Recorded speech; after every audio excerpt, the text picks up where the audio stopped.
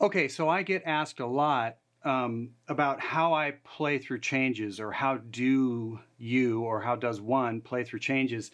And honestly, I don't know. It's like, I know that's a terrible, useless answer, but I don't know. All I can do is try to show you how I would approach it, and by no means is the way that I go about this the way you should go about it, but it's kind of worked for me. I didn't really grow up learning scales or modes. I'm pretty much just a pentatonic player, and then I'll goof around with the notes within the pentatonic scale or a straight ahead major scale thing and just move the notes around. So I'm just going to take a swing at this. I'm probably going to make a bunch of mistakes. Oh, and really quick, the amp that I'm using, I should tell you, is the Revv G20. I'm using the gain channel. I'm in the blue aggression mode. You're hearing a little bit of reverb. That's actually from the 2 Notes embedded software, because I am running straight out of this direct into the console via that embedded software. The delays that you're hearing are actually on the television set on Pro Tools. What else? Oh, and I'm using the 4x12 cab model that the amp comes with, and that's kind of a Royer SM57 4x12 cab thing. Cool. The chords that we're going to take a swing at are pretty straight ahead. They seem simple, but they're actually a little bit tricky to solo over. So the first chord, it's just straight ahead D5, and it just kind of vamps on that chord. The second chord, or the next chord, is A over G, so that's a slash chord. So it's a G in the bass with an A chord over the top of it. So in this case, this would be G. We're just doing an A shape.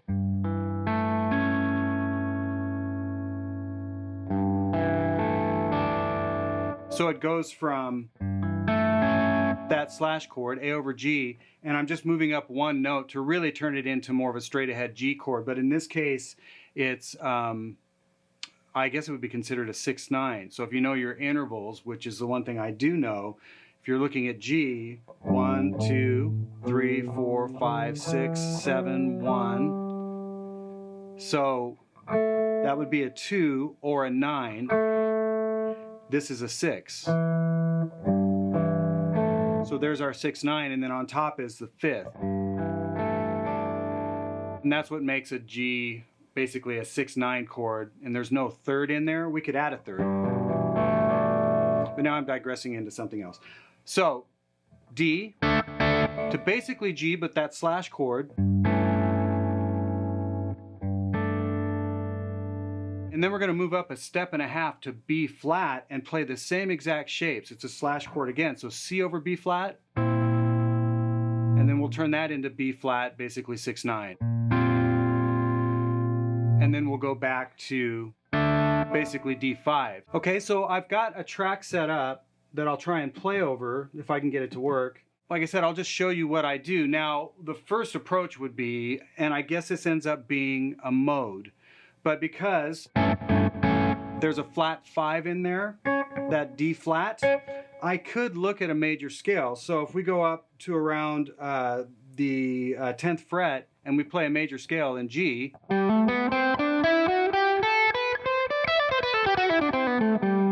that's a straight ahead major scale. Now if we want to do flat 5, instead of going 1, 2, 3, 4, 5, we're going to go 1, 2, 3, flat 5 or augmented 4th up to the 5th. And that, I believe, does become a mode. So you'd kind of get this thing.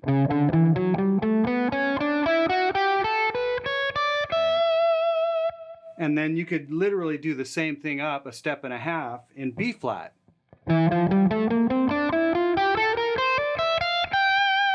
So let's look at that for just a second, and I'll just play the straight ahead, because you don't want to play just the straight ahead scale, but let's just listen to how it sounds.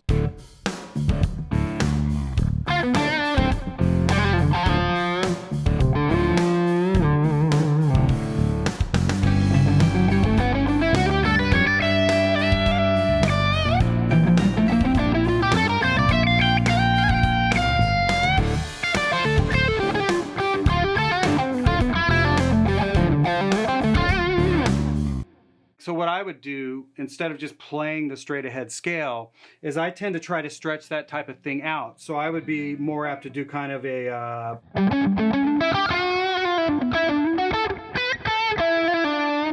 and but still within that type of tonality. So let's just see what that does. I'm going to move that shape. So this would be the root.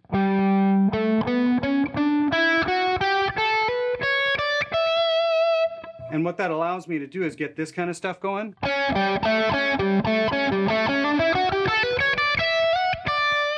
And then I can just move the same thing up. So let's see what that sounds like.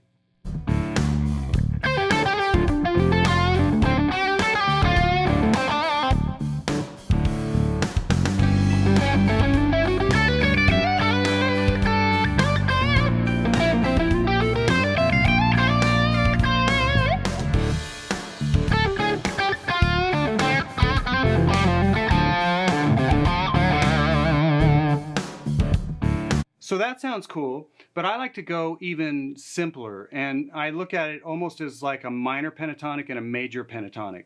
So in this case, over that G, I tend to look at that actually as D major pentatonic. So if we did this shape here, that's D major pentatonic. Now what I'll do is just alter a couple notes, and in this case, I'm adding. So instead of going, I'm going to go, and just add to get, because there's my flat 5 in G. And then what I can do over the B flat is I'll actually just think really a D minor pentatonic and go that route and do the same thing, just add notes. So we could go, so over G, and then we'll go minor pentatonic over the B flat, those two slash chords. So let's see what that sounds like.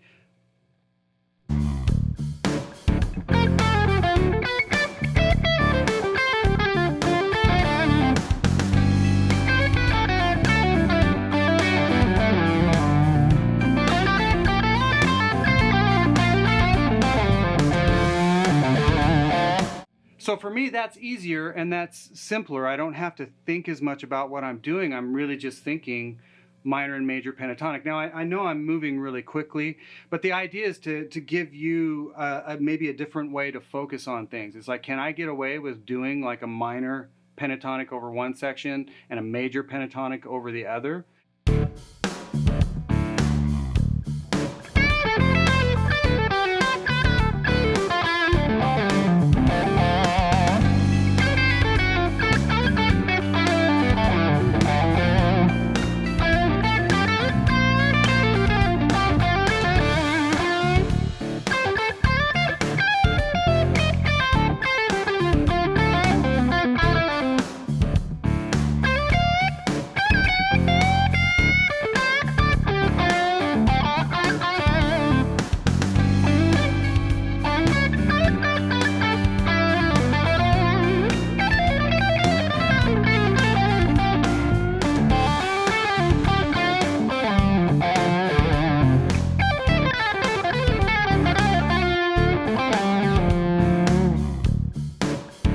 Anyways, it's looping. I've got it set to loop a weird way, but you get the idea. I'm much more comfortable playing pentatonic types of things than I am trying to learn, other, and I should learn modes and learn how to play intervallically within those modes and all that kind of thing.